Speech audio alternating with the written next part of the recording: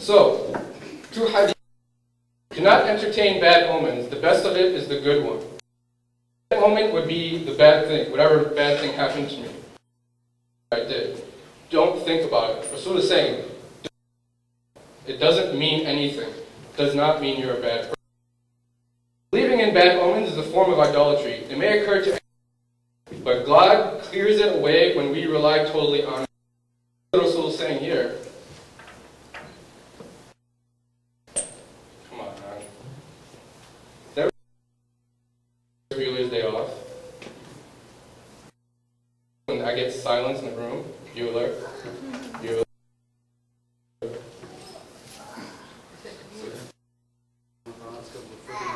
Exactly.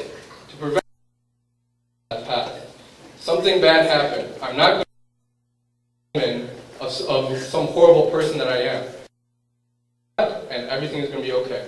Right? Remember our friend here? Brain? We're going to talk about emotional intelligence. Emotional intelligence was pioneered by and Daniel Goleman. Daniel Goleman came up with it and ran with it, right? What is emotional? It's understanding your emotions when they present themselves and controlling them. What does this mean? It means, right? And we said, you can't understand anything. So you have to understand the emotional reaction to understand how you. Understanding your emotions, controlling them, right? This does not mean suspending them or extinguishing them. Very, very important for emotional intelligence. What it means is you can't get rid of your emotions.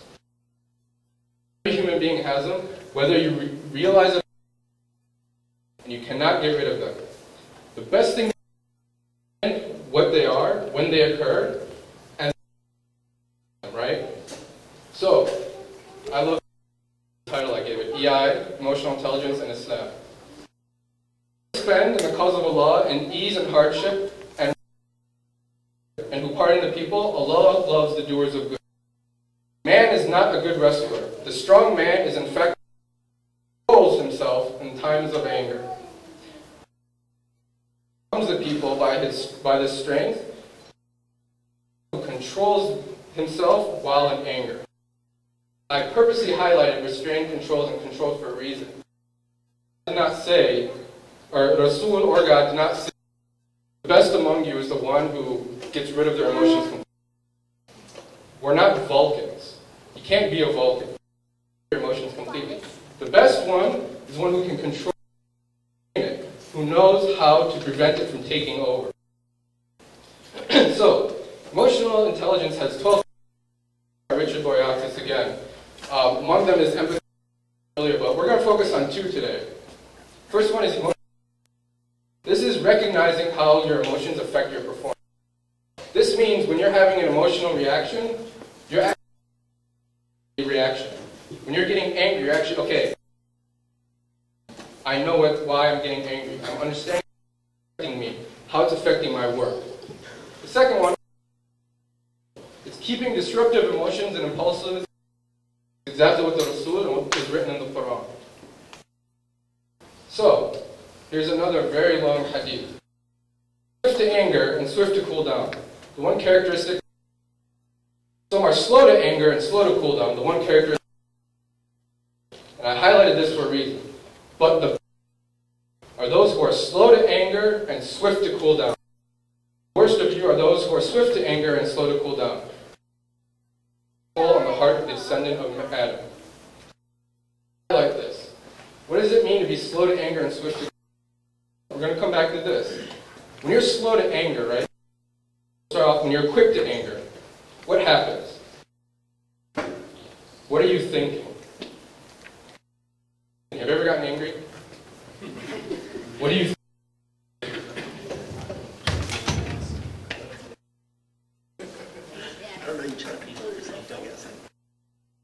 What was that? What did you say? You don't think. You lose. You're not thinking. You're just having an emotional. How would you call this an emotional hijacking? Because that's exactly what it is. Emotion is taking over everything, right? slow to anger, what happens? You have to think, all right, I'm starting to get angry. Understand I'm getting angry. Something is happening. What is making me angry? That is emotional. Having time to understand that you are getting angry is what we're talking about for those who are slow to anger. What about swift to cool down? What does that mean, right? If you're swift to cool down, what are you doing? You're angry. You're slow to get angry means you understand I'm angry, right? I'm getting angry. I'm starting to get angry. What's going on now? Okay. That's the first part. Is to train yourself. All right, now that I'm getting angry, I'm not going to let myself keep going down that spiral. And that happens instantly. You're all right, I'm not going to be angry anymore. Khalas, I'm done. The other side of it, worst of you are those who are swift to cool down. What does that mean? Swift anger. You get angry really fast, right? What's going on? You just get angry really fast. You have no awareness of being angry. You have no awareness of what your emotion is. You're just angry. But when you're, what does that mean? You're starting to actually have time to think about angry, right? Not only that, but you're thinking about how it was for you to get angry. You're saying, I just got really angry. I did something really. What could have caused me to do that? My God, my God. Person. Shaitan's favorite game comes up. So, how do we achieve mental strength? First, train yourself to recognize emotions. And again, this is something, going back to training your brain. Brain is a stupid learning computer, right? To recognize emotions. Not just the, that's an important part, right? Not just, okay, I'm getting angry now. What about, I'm really happy. Life is good. This is awesome, right? A lot of times what we do is we always focus. All you're doing when you focus on the negative side is teaching yourself to focus on the negative side. All you're doing is negativity, negativity, negativity, I have to get rid of it. I have to get rid of it, right?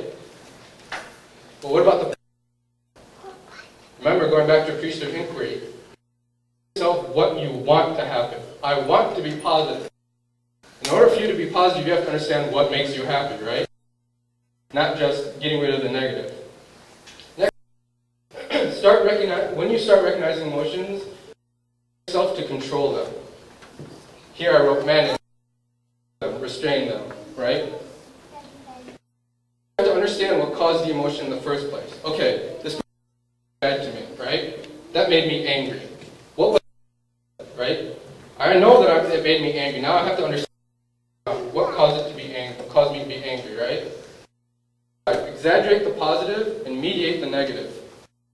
Again, what you're doing here is make the positive. Why? Because it's positive. We all like the positive. Being happy, right? Do you like being happy or sad? Being happy. Of course I like being happy. Everybody here, raise your hand if you like being happy. Okay, 1, 2, 3. Okay, good. Being sad. That's what I like to see. When you're happy, make yourself happier. You're happy and what's making you happy, and maintain that. Work on controlling yourself, restraining, managing yourself, right? This is a story. This is part of a story of Sahaba were in the masjid and they were arguing, and one of them got. The Rasul described him as his skin turned red and his eyes turned, really just getting super, super angry and about to explode. He said, in order to return yourself to normal, you say, "A'udhu billahi minash shaitanir rajim." And they said, "How do you feel?" He said, "I feel okay. I'm fine." He cut because this is cutting the negative spiral at the beginning. Shaitan wants you to get angry. He wants you to do something. So you read it and you start thinking you're a bad person. So as soon as the spiral, you cut it. You stop it, right? You're your negative thoughts build. It's exactly what happens early. There's a hadith positive as soon as you do something negative, right? Fear Allah wherever you are. Bad deed was a good one, and it will wipe it out and be happy with other people. Now, a lot of times this is interpreted as you get to say, do something good, you get a hasana, they wipe out, your account is clean, right? Your account is at zero. There's actually a positive that you get out of this. The account is at zero, but there's a positive you get out of this. When you do something bad, right, that starts the downward spiral. So I did something bad, I'm a horrible person, right? If you do good instantly, what happens? Okay, I'm going to do something good. Well, I'm not that bad of a person, right? Actually, I'm a good person doing something good. So I'm going to build on doing a good thing. The upward spiral. You cut the negative one, and you get an upward. Lastly, be patient, right? No except those who exercise patience and restraint. None but persons of the greatest good, right? What does that mean? Of your brain, this learning, right? Your stupid learning computer takes a long time to work. It doesn't have. If you're depressed, you can't wake up the next morning and be the happiest in the world without a little, corner, right? It takes time. There's actually a study that was done. Pharmaceutical or pharmacology, joy, and therapy-induced joy for depression. To God and to Iman concept rather through pain therapy, or is the therapy somehow related to the concept? My answer to that is you're also jumping to it. This is like a complexity. It's a level of complexity that I wasn't getting into. I love you both. The answer to my question is that religion, Iman, in the secular sense, people who think about this from a scientific manner, method. It's one way of creating. There are multiple different ways. So it would require me an entire day to explain, called positive emotional effect and negative emotional effect. Sorry, attractors. Positive emotional attractors and negative emotional attractors. Can I come back another day? Come back a whole other day? Maybe.